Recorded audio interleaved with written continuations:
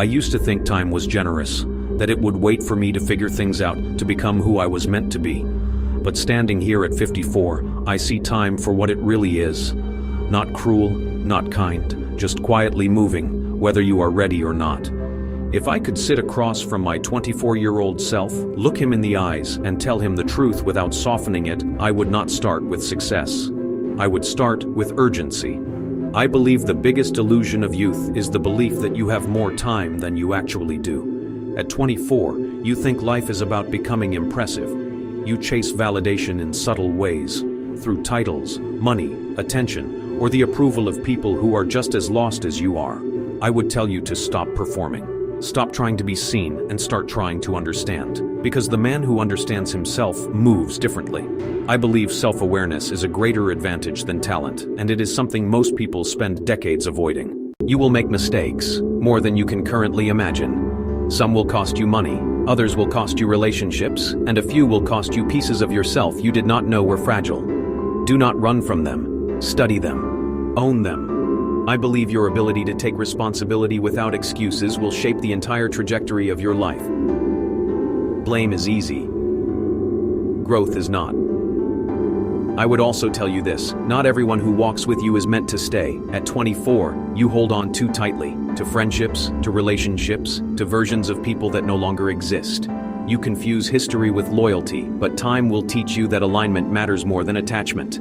I believe one of the hardest but most necessary skills in life is learning when to let go without bitterness. Take better care of your body. I cannot say this strongly enough. You think you are invincible right now, but small habits compound quietly, just like poor ones do. The late nights, the neglect, the assumption that you can fix it later, it all catches up. I believe discipline in your health is one of the purest forms of self-respect, and it will pay dividends you cannot yet see. Do not chase money blindly, but do not ignore it either. Understand it. Learn how it works. Build it with intention. Money will not make you whole, but it will amplify who you already are. I believe financial intelligence is less about wealth and more about freedom. The freedom to choose your time, your environment, and your peace. You are going to doubt yourself more than you admit. There will be moments where you feel behind, inadequate, or unsure if you are even on the right path. Let me tell you something clearly. No one has it fully figured out. The people you admire are also navigating uncertainty, just with more experience.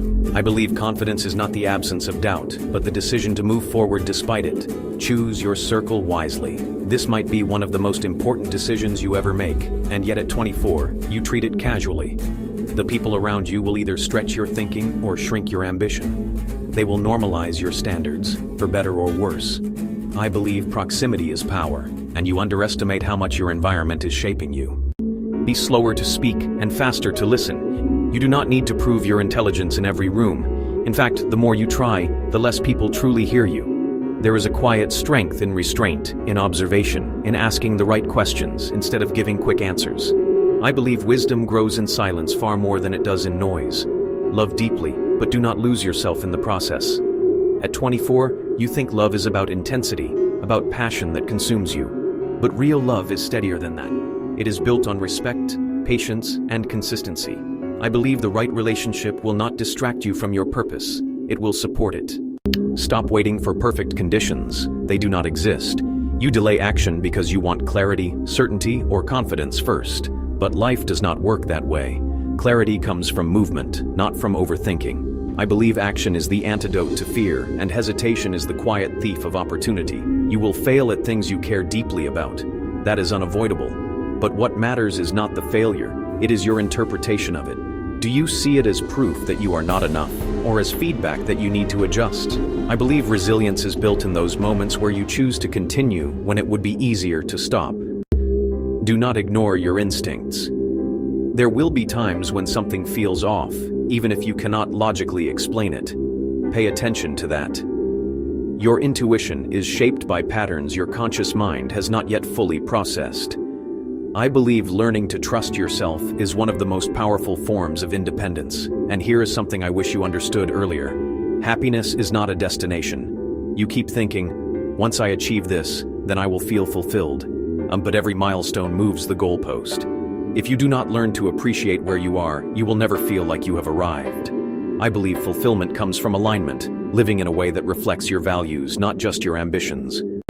Spend more time with the people who truly matter. Life will eventually remind you that time is finite, and the moments you assumed would always be there will not be.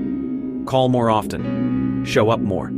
Say the things you keep postponing. I believe relationships, not achievements, will be what you value most in the end. Finally, I would tell you this. You are not as behind as you think, and you are not as ahead as you sometimes pretend to be. You are exactly where you need to be, as long as you are willing to grow.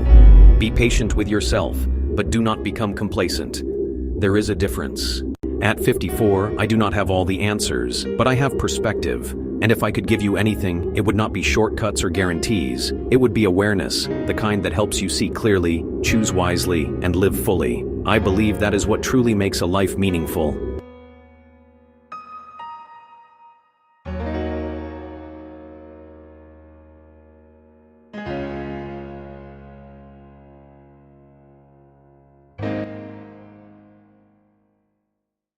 Would you like this to feel more raw and gritty, or more polished and philosophical for your book's tone? If you enjoyed this video, please subscribe to the Digital Mentor 797 via YouTube.